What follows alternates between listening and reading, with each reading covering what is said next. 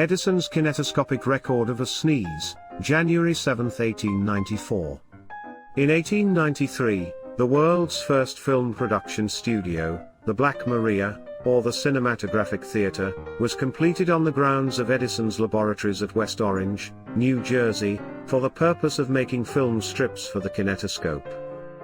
Construction of the building, which included a tar paper-covered dark studio room with a retractable roof, began in December 1892 and was completed the following year at a cost of $637.67, approximately $18,145.54 in 2019 dollars.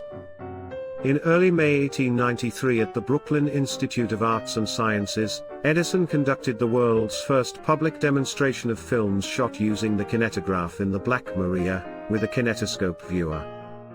The exhibited film showed three people pretending to be blacksmiths. The first motion pictures made in the Black Maria were deposited for copyright by W. Dixon at the Library of Congress in August 1893. In early January 1894, the Edison kinetoscopic record of a sneeze, aka Fred Ott's sneeze, was one of the first series of short films made by Dixon for the kinetoscope in Edison's Black Maria studio with fellow assistant Fred Ott. The short film was made for publicity purposes, as a series of still photographs to accompany an article in Harper's Weekly. It was the earliest motion picture to be registered for copyright, composed of an optical record of Ott sneezing comically for the camera. The first films shot at the Black Maria included segments of magic shows, plays, vaudeville performances, with dancers and strongmen, acts from Buffalo Bill's Wild West show, various boxing matches and cockfights, and scantily clad women.